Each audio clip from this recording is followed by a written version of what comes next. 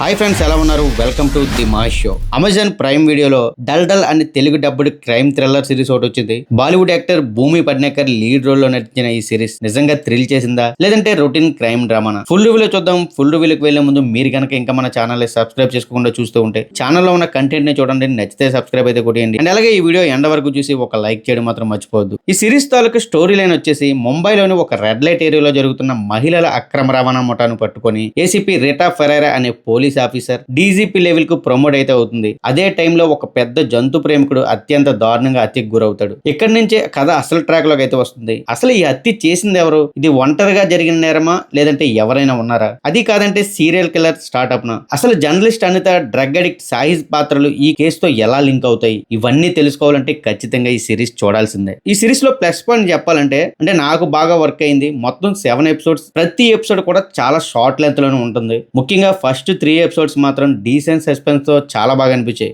Starting లోనే కథలోకి direct గా వెళ్ళిపోవడం ఈ సిరీస్ కి మెయిన్ ప్లస్ అని చెప్పాలి. దానికి తోడు మెయిన్ కిల్లర్ రివీల్ చేసే ట్విస్ట్లు కూడా బాగానే సెట్ అయ్యాయి. ఇక పెర్ఫార్మెన్స్ గురించి చెప్పాలంటే భూమి పడ్నేకర్ ఒక సీరియస్ అగ్రెసివ్ పోలీస్ ఆఫీసర్ గా ఓకే పర్వాలేదనేలా ఉంది. కానీ నిజంగా సో స్టిల్ చేసింది మాత్రం సమారా తిజోరీ. లుక్స్ కానివ్వండి, బాడీ లాంగ్వేజ్ కానివ్వండి, నెగిటివ్ షేడ్స్ కానివ్వండి, అన్నిటిలో సాలిడ్ పర్ఫార్మెన్స్ అయితే ఇచ్చారు. ఆదిత్య రావల్ కూడా తన పాత్రలో బాగానే ఫిట్ అయ్యాడు. ఇక మైనస్ పాయింట్స్ గురించి చెప్పాలంటే 3 and 4 ఎపిసోడ్స్ తర్వాత కథ పూర్తిగా రొటీన్ మోడ్ లోకి వెళ్ళిపోతుంది.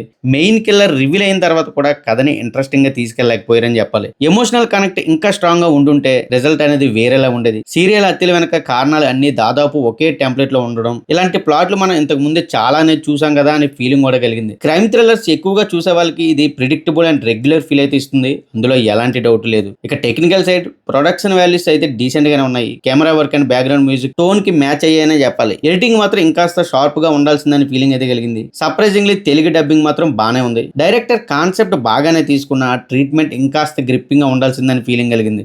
ఫైనల్ గా ఈ సిరీస్ చూడాలా వద్దా అంటే డల్ అనేది ఒక డీసెంట్ కానీ రొటీన్ క్రైమ్ థ్రిల్లర్ అనే చెప్తా. మొదట కొన్ని ఎపిసోడ్స్ వరకు ఇంట్రెస్టింగ్ గా ఉంటుంది. ముఖ్యంగా యాక్టర్స్ పెర్ఫార్మెన్స్ ఈ సిరీస్ కి ప్లస్ అనే చెప్పాలి. కానీ కొత్తగా ఏదైనా థ్రిల్ కావాలంటే మాత్రం నాకెందుకో ఈ సిరీస్ అంతగా థ్రిల్ చేయలేదనే చెప్తా. క్రైమ్ థ్రిల్లర్ సిస్టమ్ రొటీన్ అయినా పర్వాలేదు అనుకునే వాళ్ళు మాత్రం ఒకసారి ట్రై చేయొచ్చు. ఈ సిరీస్ కి రేటింగ్ ఇవ్వాల్సి వస్తే 2.5 out of 5. మీలో ఎవరైనా సిరీస్ చూసారా? చూస్తే మీకు ఎలా అనిపించిందో ఖచ్చితంగా కామెంట్ లో చెప్పండి. ఇలాంటి హానెస్ట్ రివ్యూల కోసం మన ఛానల్ ఇప్పుడే సబ్స్క్రైబ్ చేసుకోండి. రివ్యూ నచ్చితే లైక్ చేయండి. మరొక మంచి వీడియోతో మళ్ళీ మీ ముందుకైతే వస్తా. Thank you guys, thanks for watching. This is Mahesh signing off. Jai Hind.